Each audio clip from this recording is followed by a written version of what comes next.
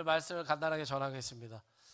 우리가 살면서 이제 주목하는 것들이 있을 겁니다. 근데 오늘 말씀해 보니까 두 가지가 나와요. 뭐가 나옵니까? 하나는 보이는 것이 있다 그러고 하나는 보이지 않는 것이 있다고 합니다. 근데 보이는 것은 뭐라고요? 잠깐이다. 근데 보이지 않는 것은 영원하다. 이것을 더 깊게 생각한다면 보이는 것은 세상에 썩어 없어질 것들에 대한 비유일 거고, 또 보이지 않는 것은 영원한 하나님 나라를 우리에게 말씀하는 것일 것입니다. 우리가 알다시피 창세기에서 보면 아브라함과 롯이 나와요.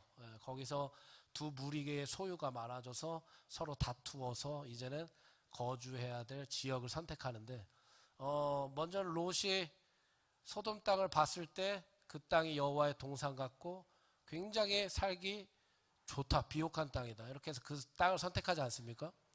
그런데 하나님께서 그 땅을 평가하실 때 어떻게 평가하셨냐면 그 땅의 백성들은 악하다, 그 죄악됨이 많다, 이렇게 평가를 하셨어요. 근데 롯의 평가는 하나님의 평가와 달랐죠. 그래서 먼저는 롯의 시각은 무엇이 우선이었냐? 당연히 물질적인 것, 나의 필요가 우선이었겠죠. 그러니까 그것이 보였을 겁니다. 그래서 그 땅을 선택했는데 소돔 땅이 어떻게 됩니까? 멸망합니다. 멸망해요. 그 아브라함은 또 반대로 눈을 들어서 또 봤어요. 근데 순서가 달라요. 아브라함의 순서는 이겁니다. 한번 따라해 볼까요? 하나님의 말씀이 들려올 때 눈을 들었다. 할렐루야. 롯은 하나님의 말씀이 들려올 때 눈을 들었다라는 구절은 없어요. 그냥 롯이 눈을 들어서 소돔 땅을 봤다.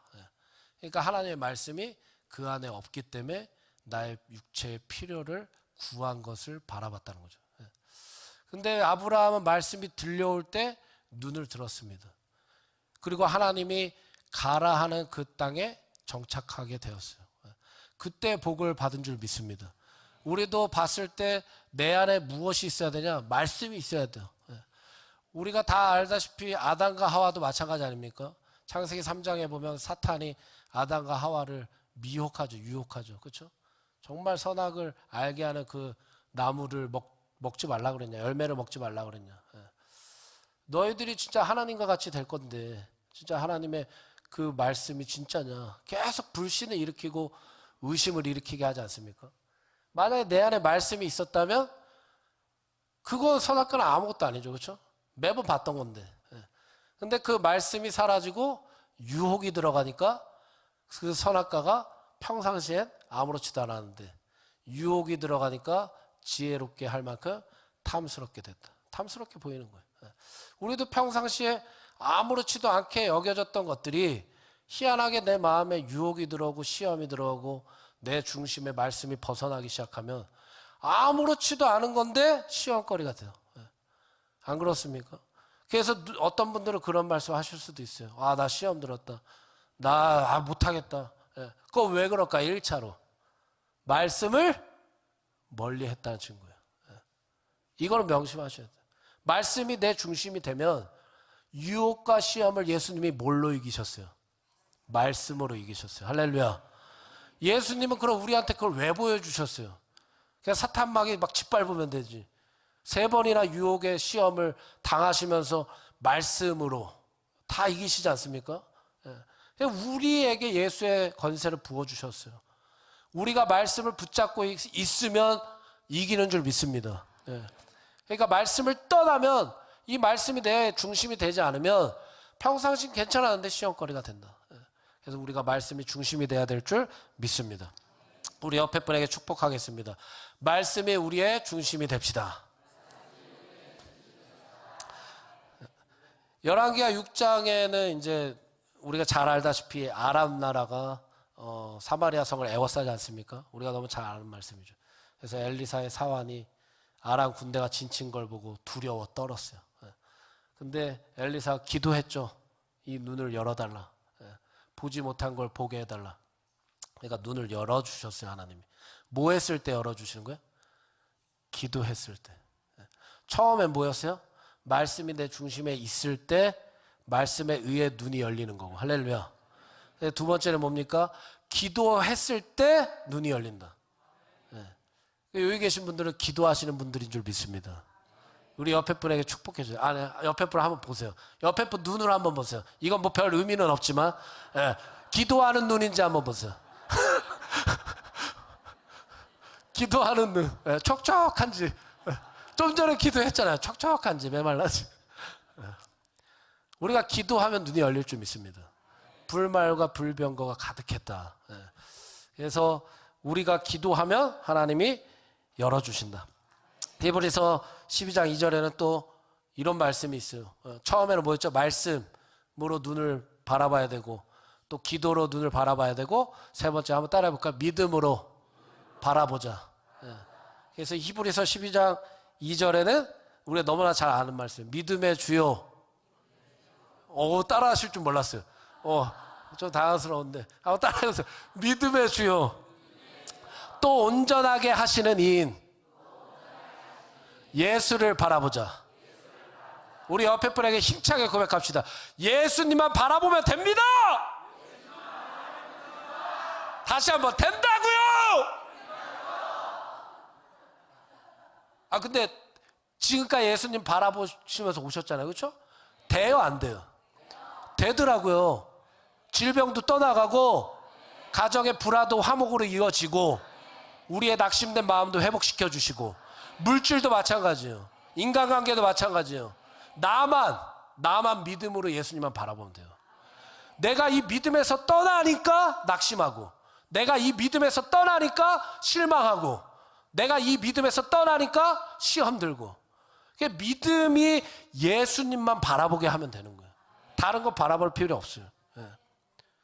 현 시대에도 많은 사람들이, 세상에 혹여나 시선을 고정한 사람들은 이 십자가 예수 그리스도를 바라보는 거 하찮게 여깁니다.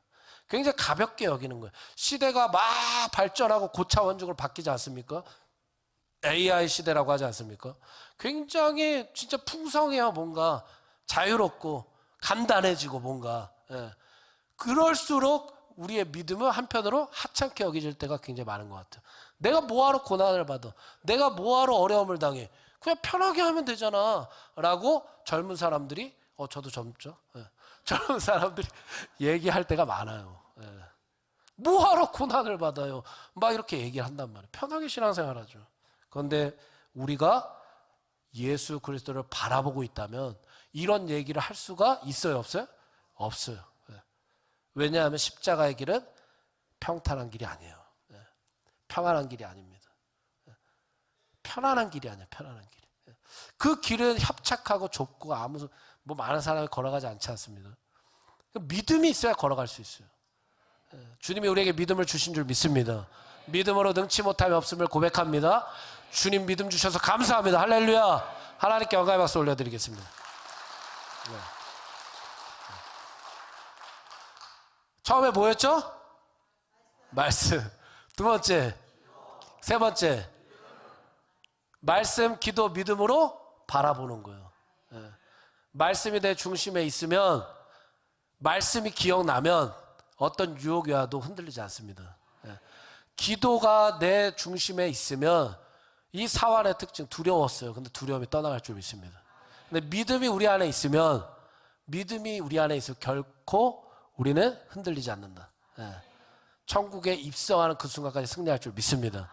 마지막이에요. 특별히 우리가 예수 그리스도를 바라보고 있다면 우리가 또 누구를 바라봐야 되느냐. 이게 궁극적인 목적이에요. 우리가 예수를 바라보고 있으면 영혼을 바라봐야 된다. 하나님의 시선이 어디에 머무는지가 가장 중요합니다. 하나님은 한 영혼을 바라보고 계시다. 우리가 죽어가는 영혼을 바라봤는데도 심장이 뛰지 않으면 문제가 있다 없다? 있는 거예요. 저도 정말 막 전도를 했을 때 전도지를 앞에서 찢으면 기분이 어떨까요? 당해보셨어요 혹시? 당해보세요. 그런 것도 당해보셔야 돼요. 내가 전도지를 줬는데 앞에서 찢어요. 그거 화가 날까요? 1번 화난다, 2번 같이 싸운다, 3번 슬프다. 답이 확실한데 왜 슬플까요?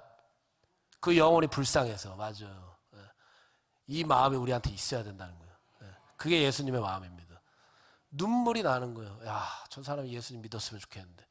이 마음이 항상 우리의 심정 가운데 있어야 됩니다. 이게 메마르지 않고 이게 날마다 우리 안에서 일어나야 될 줄 믿습니다.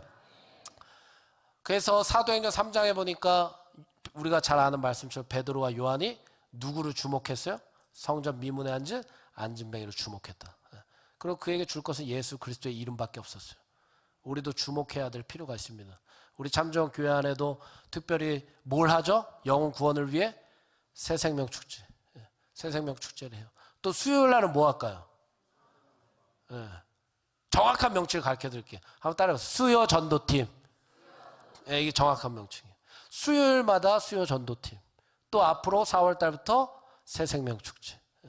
이걸 왜 할까요? 이게 교회의 사명이기 때문에. 할렐루야. 첫 번째 뭐였어요?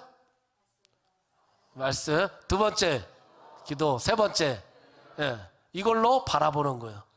근데 예수님을 바라보면 궁극적으로 우리의 시선이 머무는 곳은 어디라고요?